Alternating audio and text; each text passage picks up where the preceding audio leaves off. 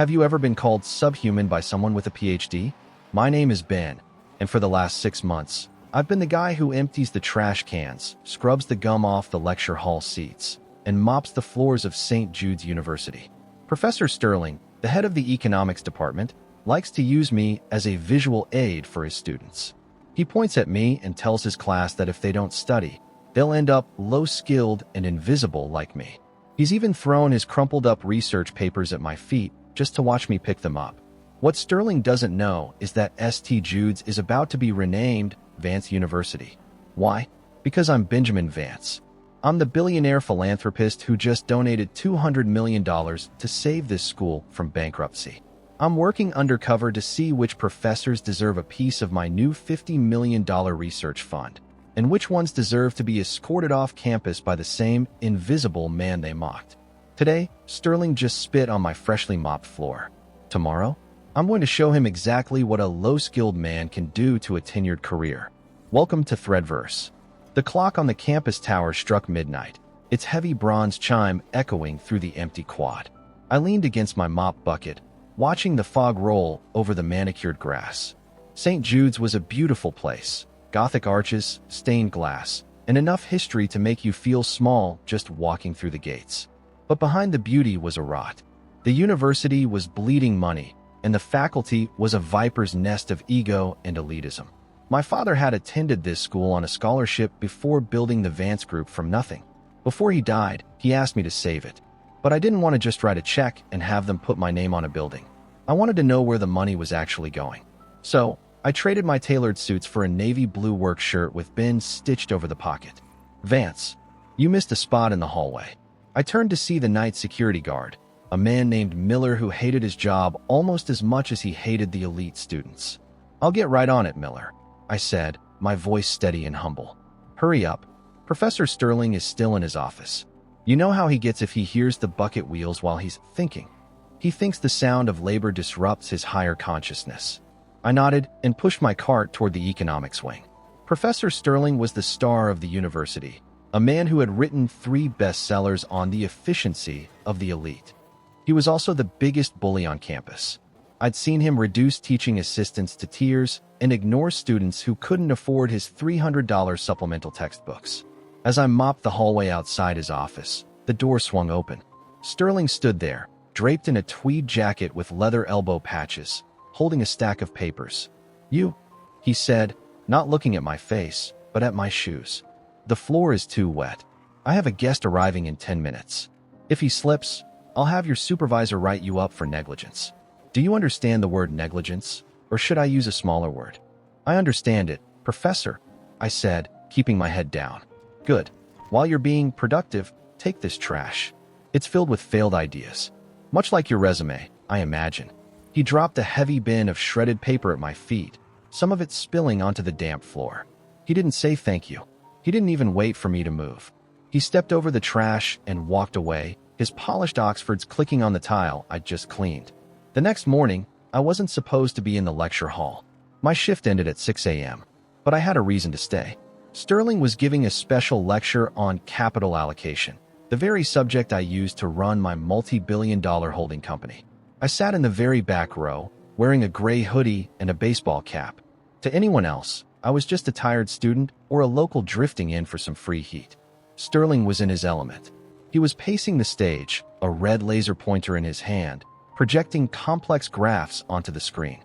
The problem with modern philanthropy, Sterling sneered, is that it puts resources into the hands of the unskilled. We see these massive donations to community outreach and vocational training. It's a waste. True economic growth comes from the top 5%. The Vance family, for instance, they've promised a massive donation to this university. I've already drafted a proposal to move 80% of that fund into my private research wing. Why? Because brilliance should be funded, not mediocrity. A young woman in the front row raised her hand. But Professor, shouldn't the Vance Fund be used to lower tuition for students struggling with debt? The mission statement says. The mission statement was written by lawyers to satisfy the invisible masses, Sterling interrupted, his voice dripping with condescension. You're here to learn, Miss Taylor, not to advocate for the poor. If you wanted a charity, you should have gone to a soup kitchen. He looked around the room, his eyes landing on me in the back row. He squinted. "And who are you? You're not in my roster." "I'm just listening, Professor," I said, my voice projecting further than he expected. Sterling walked up the aisle, the students turning in their seats to watch the confrontation. He stopped 2 rows down from me. "I know you. You're the night shift boy, the one who cleans the toilets." A few students snickered. Others looked away, embarrassed. "I'm Ben," I said. "You're an interruption, Ben. This is a room for minds that contribute to the GDP, not for people who consume the soap in the dispenser. Tell me, since you're so interested in capital allocation, do you even know what a diversified portfolio is? Or do you think it's a type of luggage?" It's a risk management strategy that combines a wide variety of investments within a portfolio to reduce the impact of any single asset's performance on the overall return, I said, my tone flat. The room went dead silent. Sterling blinked, his face turning a faint shade of pink. You looked that up on your phone," he hissed. "No, Professor. I just think that maybe the Vance family would want their money to go toward people who actually respect the institution, not just those who want to build monuments to their own ego." Sterling's face went from pink to purple. "Get out. Now. And don't bother coming back for your shift tonight. I'm calling the dean. You are a toxic element to the academic environment. You are nothing but a janitor, and you will stay a janitor until the day they mop you into a corner." I stood up, adjusted my cap, and walked out. I didn't feel angry. I felt focused. Sterling wanted to talk about capital allocation. Well, I was about to show him a hostile takeover. I didn't go to the janitor's locker room. I went to the administration building. I walked into the dean's office. The secretary, a woman named Mrs. Higgins who had been there for 30 years, looked up. "Young man, you can't be in here. This is the executive wing." "I have an appointment with Dean Holloway," I said, pulling a leather-bound folder from my backpack. "Under what name?" "Benjamin Vance." Mrs. Higgins froze. She looked at my navy blue work shirt, then at my face. She reached for her glasses, put them on, and looked again. Mr. Vance." "But the janitor, we thought." "I like to do my own research, Mrs. Higgins." "Is the dean in?" 5 minutes later, I was sitting in a plush leather chair across from Dean Holloway. He looked like he wanted to crawl under his desk. "Benjamin, my apologies. If I had known you were working on the grounds, I would have arranged a proper welcome. This undercover thing is quite the surprise." "It's been an eye-opening 6 months, Dean," I said, sliding the folder across his desk. "I've seen the way the staff is treated. I've seen the way the budget is being handled. And specifically, I've seen Professor Sterling's research proposal." "Ah, yes. Sterling. A brilliant mind. He's the crown jewel of our economics department. He's a bully, Dean. And according to my private audit of his last 3 research grants, he's also a thief. He's been billing the university for international data collection that was actually a series of luxury vacations in the south of France." Holloway turned pale. "That's a very serious accusation, Benjamin." "I have the receipts, Dean. And I have a recording of him telling a lecture hall full of students that my family's donation belongs to him. Now, here's how this is going to go. We're going to have a donor reveal tomorrow in the Great Hall. I want the entire faculty there, especially Professor Sterling. Of course. Whatever you need. And Dean, one more thing. I'm going to need my mop. I have one last spot to clean in the economics wing." The air in the economics building at 2 a.m. was different from the daytime. During the day, it was filled with the frantic energy of overachievers and the heavy, humid scent of coffee and anxiety. But at night, it was a tomb built of limestone, leather-bound books, and the quiet hum of servers that never slept. I pushed my cleaning cart down the long, dimly lit corridor of the 3rd floor. My footsteps were muffled by the heavy industrial rug, but the squeak of the cart's left wheel sounded like a gunshot in the silence. I stopped in front of room 312. Dr. Alastair Sterling, head of department. Under my navy blue work shirt, I felt the weight of the master keycard the dean had handed me. For 6 months, I had cleaned this hallway, staring at this door, knowing that the man inside represented everything wrong with the modern world. Sterling wasn't just a teacher. He was a gatekeeper who hated the gates he guarded. I swiped the card. The lock clicked, a small, mechanical sound that felt like a betrayal of the university's sacred privacy. The office smelled exactly like him. Expensive Cavendish tobacco, old paper, and a hint of something sour, like milk left in a saucer. It was a large room, filled with artifacts from his research trips. An ivory chest set from India, a silk rug from Persia, and a wall of photos showing him shaking hands with world leaders. "Let's see what the crown jewel is hiding," I whispered.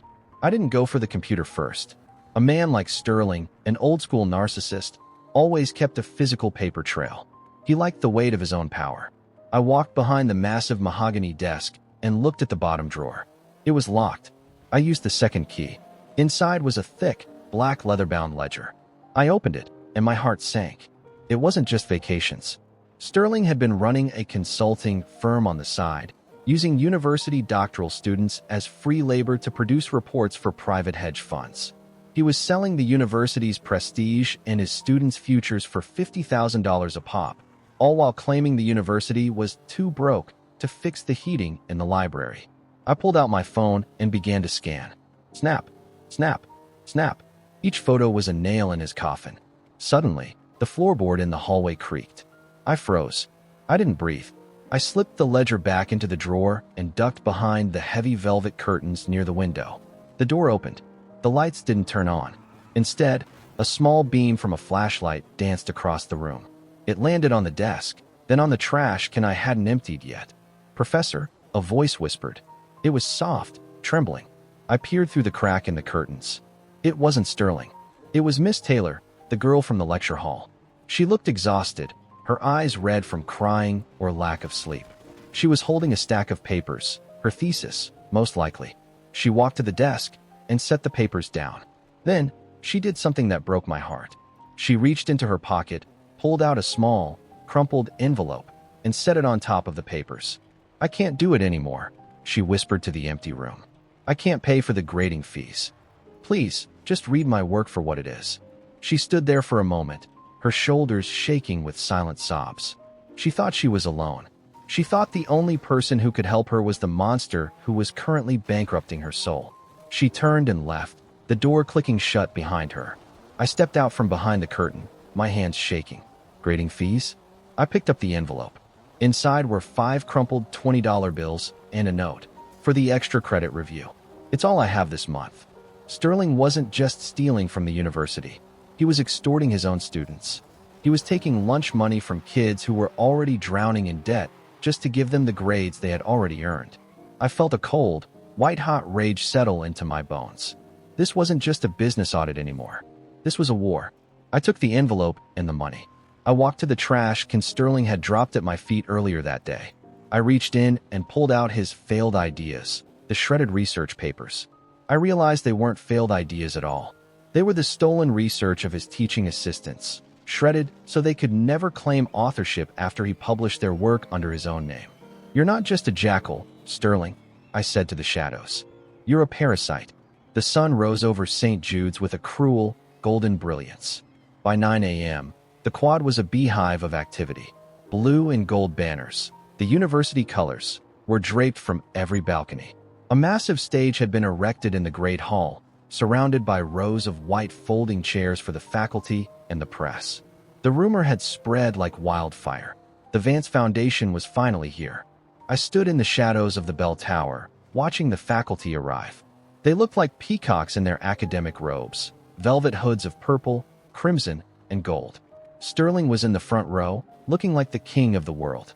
He was wearing a custom-tailored suit under his doctoral gown, his hair slicked back, a smug smile plastered on his face. He was holding a leather portfolio, the Vance proposal, and he was holding court with a group of nervous-looking trustees. "It's a foregone conclusion," I heard him say as I walked past, my mop bucket clattering loudly on the stones. "The Vance heir is a man of business. He'll recognize that my department is the only one generating real intellectual capital. The rest of you, well, I hope you like budget cuts." He looked at me as I passed. He didn't see a billionaire. He didn't even see a man. He saw a nuisance. "Still here, janitor?" Sterling sneered, loud enough for the trustees to hear. "I thought I told the dean to have you incinerated. Be careful not to drip any dirty water on my shoes. They cost more than your annual salary." "The water is clean today, Professor," I said, my voice steady. "I'm just clearing the way for the guest of honor." Get out of my sight, he snapped, turning back to the trustees. As I was saying, gentlemen, the $50 million should be funneled directly into this Sterling Center for Excellence. I pushed my bucket toward the service entrance of the Great Hall. Inside, Dean Holloway was waiting, pacing nervously behind the heavy velvet curtains of the stage. Benjamin, thank God you're here, Holloway hissed. The press is in the front row. The trustees are asking for the donor. Are you ready? I'm ready, Dean, I said. I looked down at my navy blue work shirt. I looked at my hands, still smelling of floor wax and lemon juice. But I'm not changing. What? You're going out there like that? Professor Sterling said I was a visual aid for his students, Dean. I think it's time he saw the full picture. The Great Hall was a masterpiece of stained glass and oak. 500 people were packed into the pews, the air thick with the sound of hushed whispers and the rustle of programs. Dean Holloway walked to the podium. He looked like he was about to faint. Ladies and gentlemen, faculty and students of St. Jude's, the dean began, his voice cracking slightly. Today is a historic day. As many of you know, our institution has faced challenges. But today, we welcome a savior, a man whose family has been synonymous with this university for generations.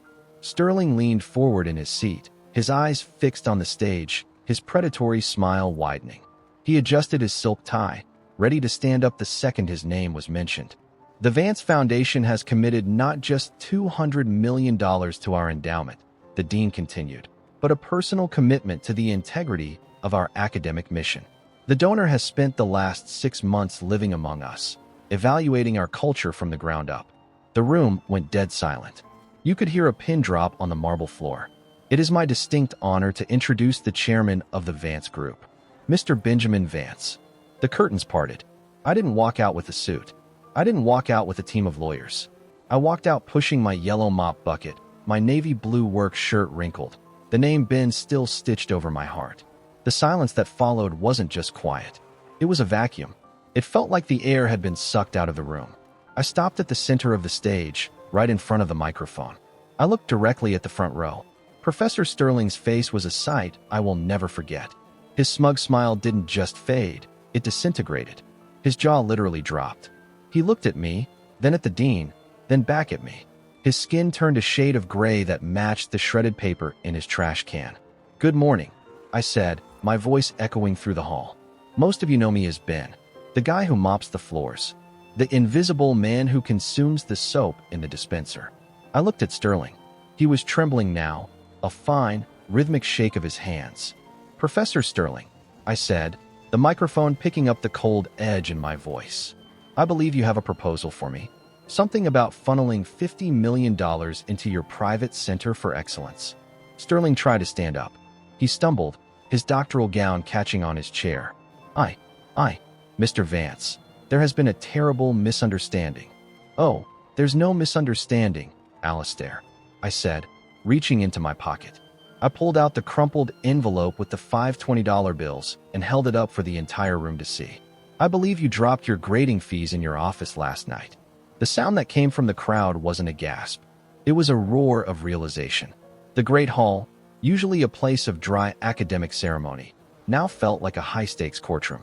I stood at the podium, the cool metal of the microphone stand contrasting with the rough fabric of my navy blue work shirt. Professor Sterling remained frozen in the front row. His face was no longer gray. It was a sickly, mottled white, like wet plaster. Professor Sterling, I said, my voice projected with the calm authority of a man who had closed billion-dollar deals before breakfast. You've spent a lot of time talking about the efficiency of the elite. You've lectured these students on how capital should only flow toward proven brilliance. So, let's take a look at your own efficiency. I signaled to the tech booth in the back. The massive LED screen behind me, the one meant to show the new Vance University logo, flickered and changed. It didn't show a logo. It showed a spreadsheet. A very detailed, very ugly spreadsheet. This, I pointed to the screen, is a breakdown of the Sterling Research Grant for the last 3 years, totaling nearly $1.2 million in university funds. The crowd leaned in. The trustees in the front row put on their glasses. Notice the line item for data collection in Marseilles? I asked. I hit a button on the remote I'd pulled from my pocket. Here is the data Alistair collected. A photo appeared on the screen. It was Sterling, wearing a linen suit and holding a glass of rose on a yacht in the French Riviera. The date stamp matched the week he was supposed to be at an economic summit in London. And here, I switched the slide to a scan of the black ledger I'd found in his desk. Is the consulting record. Alistair, you've been selling the proprietary research of your doctoral students to private equity firms for $50,000 a pop. You didn't even change the titles of their papers. You just put your name on them and shredded the originals. A collective gasp went through the hall. It wasn't just a whisper, it was a wave of sound. Miss Taylor, sitting in the fourth row, covered her mouth with her hand, her eyes wide as she saw her own thesis title listed under a sold column. This isn't capital allocation, Alistair, I said, looking down at him. This is grand larceny. You've been cannibalizing the very institution that gave you a platform. Sterling finally found his voice. It wasn't the booming, arrogant voice of the lecture hall. It was a high-pitched, desperate shriek. He stood up, his academic robes tangled around his legs. This is a setup. A fabrication, he screamed, his eyes darting toward the exits. You're a janitor. You've spent 6 months lurking in the shadows like a common thief. You stole those documents. Dean Holloway, tell him. I am a tenured professor. My position is protected by the bylaws of this university. You can't fire me based on the findings of a man who scrubs toilets. Sterling looked around at his colleagues, seeking support, but the other professors were looking at the floor or the ceiling. They knew the wind had changed. Tenure is a sacred trust, Alistair, I said, stepping away from the podium and walking to the edge of the stage. It was designed to protect academic freedom, not to provide a sanctuary for criminals. And as for the bylaws, I looked at the Board of Trustees. Mr. Chairman, would you like to explain the current status of St. Jude's University? The chairman, a silver-haired man who looked like he'd been through a war, stood up. As of 8 a.m. this morning, the Vance Group has completed the acquisition of the university's outstanding debt. We didn't just donate, Professor Sterling. We bought the mortgage. St. Jude's is now a private subsidiary of Vance Global.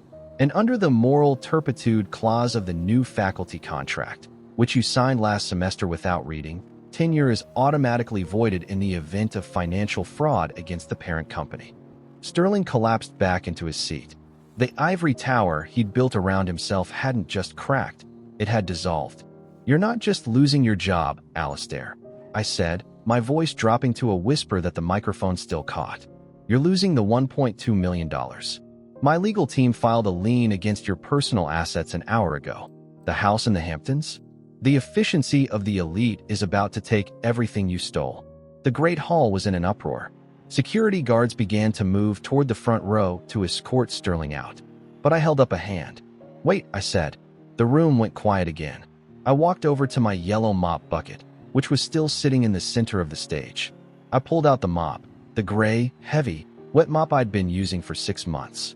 I walked down the stairs of the stage and stopped right in front of Sterling. He looked up at me, his eyes filled with a primal, animalistic fear. Yesterday, I said, you spit on the floor I just cleaned. You told me that I was a toxic element to the academic environment.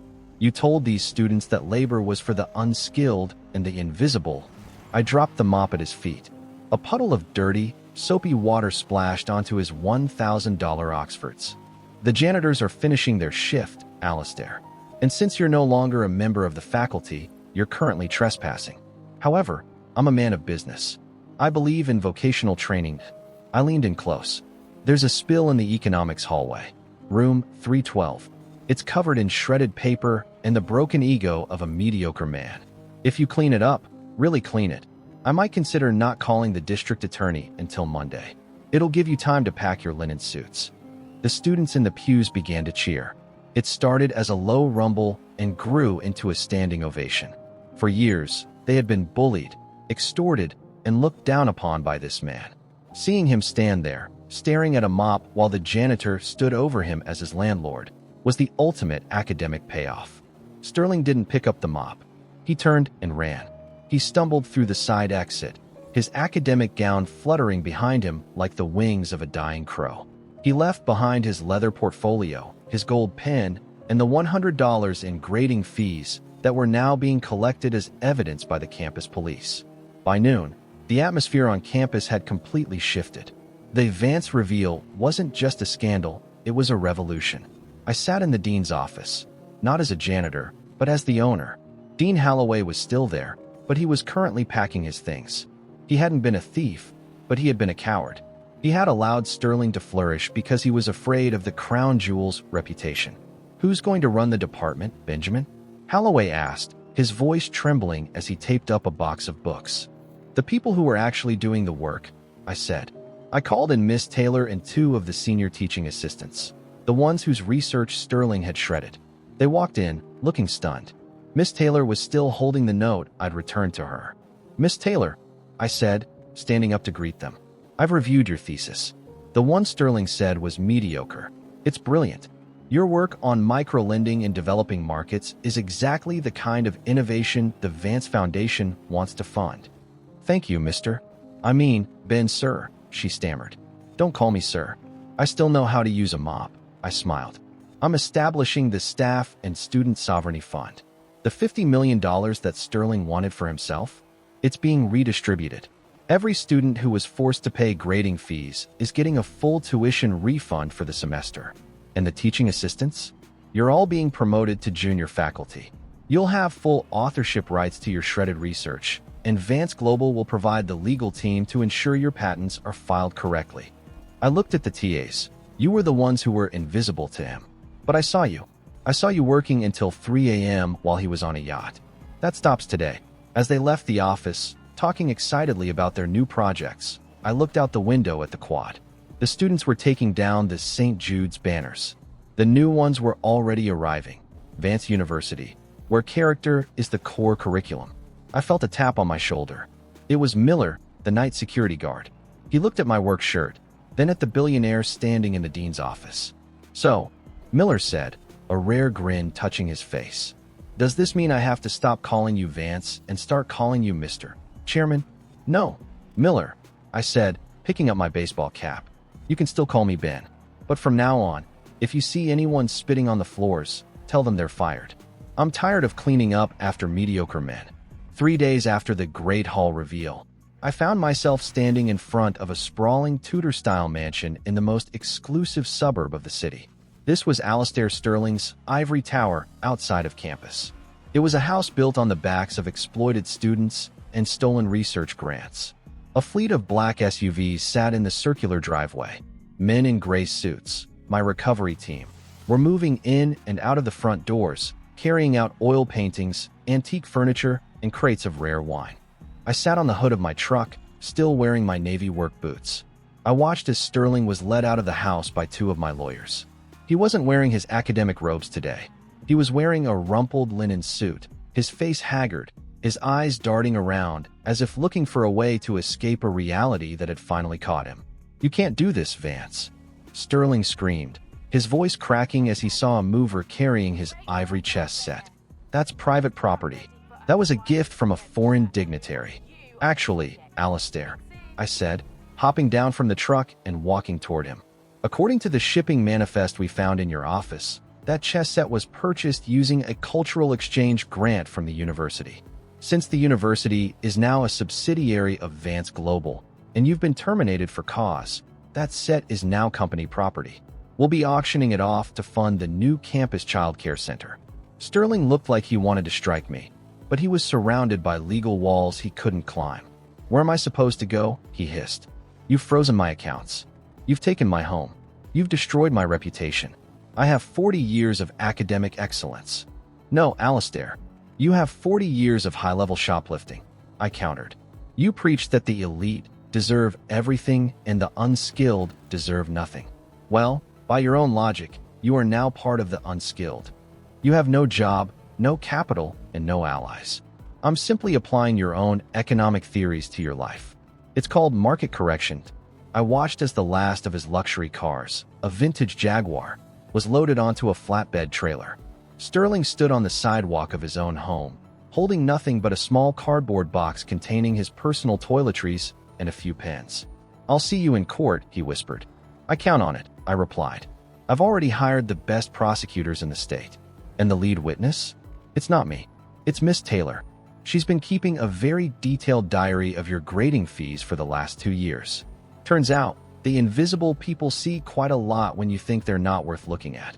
The trial of the people versus Alastair Sterling became the most talked about event in the state's legal history. It wasn't just about money. It was about the soul of education. The courtroom was packed every day. I sat in the back, once again blending into the shadows. I watched as one by one, the invisible people took the stand. The teaching assistants Sterling had mocked. The doctoral students whose work he had sold. The cafeteria workers who had seen him swipe his card for meals he never paid for. But the turning point was Miss Taylor. She stood on the witness stand, looking small but incredibly strong. Sterling's high-priced defense attorney, the only one who would take the case for the remaining dregs of Sterling's hidden cash, tried to rattle her. "Miss Taylor," the lawyer sneered, "isn't it true that you were struggling in Professor Sterling's class? Isn't it true that you offered him contributions to help your grade?" "No," she said, her voice clear and ringing through the silent courtroom. "He told us that our tuition was just admission to the theater, and that if we wanted to actually learn, we had to pay the production costs. He told me that if I didn't pay the grading fees, my thesis would get lost in the shredder. I didn't pay because I was struggling. I paid because I was afraid." She pulled a small, digital recorder from her purse. "And since I knew no one would believe a student over a crown jewel, I started recording our office hours." The audio played through the courtroom speakers. Sterling's voice, arrogant and sharp, filled the room. "You're a clever girl, Taylor. But cleverness without capital is just a hobby. Pay the fee or find a new advisor. I'm sure the janitor needs an assistant." The jury didn't even need an hour. Alastair Sterling was found guilty on all counts: grand larceny, extortion, and wire fraud. Because it was his first offense, the judge was lenient: 5 years in a minimum security facility and a total forfeiture of his remaining assets to pay back the students he had defrauded. As they let him out in handcuffs, Sterling looked at me in the gallery. For the first time, he didn't look angry. He looked broken. He realized that the janitor hadn't just cleaned the floors. He had cleaned out the entire rot of Sterling's existence. 6 months after the trial, the university held its first official Vance University Gala. It wasn't a stuffy, black-tie affair for the donors. It was a celebration for everyone. The Great Hall was decorated with thousands of lights. The tables were filled with students, professors, and the entire maintenance and security staff. I stood on the balcony, watching the room. I was wearing a suit tonight, a simple, charcoal gray wool suit, but I still had my work boots on, a reminder of where I'd been. Miller, the security guard, walked up to me, holding a plastic cup of punch. "Not bad, Vance," Miller said, nodding at the crowd. "I never thought I'd see the day the dean would be sharing a table with the guy who scrubs the grease traps." "The dean should be sharing a table with him, Miller," I said. "Without the grease trap guy, the dean doesn't have a building." It took me 6 months of mopping to realize that the most important people on this campus aren't the ones with the titles. They're the ones who keep the wheels turning while everyone else is sleeping. "So what's next? You going back to the penthouse?" "For a while," I said, "but I've decided to keep the Ben shirt. I think I'll go undercover at our manufacturing plants next. I hear the supervisors there have some efficiency theories of their own that need testing." Miller laughed. "God help them. You're a dangerous man with a mop, Ben." I walked down to the main floor. I found Miss Taylor, now Dr. Taylor, who had just been awarded the first Vance Excellence Grant for her research. She was surrounded by students who were looking at her with genuine admiration. "Ben," she said, her face lighting up. "I mean, Mr. Vance, I'm so glad you could make it." "I wouldn't miss it, Taylor. And call me Ben. I'm still the guy who found your $20 in the trash, remember?" "I'll never forget," she said softly. "You didn't just save my degree. You saved my belief that the world could be fair. The world is only fair if we make it that way, Taylor. Now, go enjoy your grant. I have a feeling your research is going to change a lot of lives." The graduation ceremony for the first class of Vance University was held on a bright, breezy afternoon in May. The quad was filled with thousands of families. The air was thick with the scent of lilies and the sound of the university band. I sat on the stage, the commencement speaker's robes heavy on my shoulders. When it was my turn to speak, I didn't go to the podium with a prepared speech. I walked out carrying a long, wooden staff. The crowd went quiet. They recognized it. It was a mop handle, polished until the wood glowed like mahogany. 4 years ago, I began, my voice clear and steady over the speakers. I came to this university as a janitor. I spent my nights in the dark, cleaning up the messes that other people left behind. I saw the way people looked through me as if I were part of the furniture. I heard the things they said when they thought no one was listening. I looked out at the graduating class. You are graduating today with degrees in science, art, and business. You have worked hard. You have earned your place. But I have one final lesson for you, one that isn't in your textbooks. I held up the mop handle. Character is what you do when you think you are invisible. Success is not measured by how many people work for you, but by how many people you are willing to work for. Alastair Sterling thought he was a king because he stood on a pedestal of shredded paper. He forgot that the pedestal only stood because people like me kept the floor underneath it clean. The students began to stand, one by one. Don't ever let yourself become so elite that you stop seeing the human beings around you. Don't ever think that your PhD makes you better than the person who empties your trash. Because the moment you lose your respect for the unskilled, you lose your right to lead the skilled. I struck the floor with the mop handle, the sound echoing like a gavel. Class of 2026. The world is a messy place. Go out there and clean it up. But remember, never be too proud to pick up the mop. The quad erupted. Caps flew into the air, a sea of blue and gold against the sky. As I walked off the stage, I saw a man standing near the edge of the crowd. He was wearing an orange jumpsuit, his hands cuffed, being led by 2 guards back to a transport van. He was there on a supervised educational release to see the department he once ran. Alastair Sterling looked at me. He looked at the mop handle in my hand. He didn't scream. He didn't sneer. He just bowed his head. He finally understood. He had received his final grade. And for the first time in his life, he had failed. And there you have it, folks. Benjamin Vance didn't just save a university. He saved a generation of students from a man who thought their dreams were for sale. Seeing Sterling go from a crown jewel to a guy in an orange jumpsuit who has to look at a mop handle for inspiration, that is the kind of ProRevenge that makes me proud to run this channel. Ben showed us that invisibility is a choice. We choose not to see the janitor. We choose not to see the struggle. But the moment we start looking, the monsters like Sterling have nowhere to hide. If you cheered when Ben dropped that wet mop on Sterling's expensive shoes, do me a huge favor, smash that like button. It really helps our community grow and lets us keep bringing you these 100% real stories of karma and justice. And if you're new to ThreadVerse, make sure you subscribe and hit that notification bell. We've got more undercover billionaires, more entitled professors getting schooled, and more absolute justice coming your way every single week. Before we head out, I want to hear from you. Have you ever had a teacher or a boss who treated you like you were invisible? How did you handle it? And did they ever get their final grade? Drop a comment below. I read every single one. And remember, always be kind to the person cleaning the floor. They might just be the one who owns the building. I'll see you in the next one.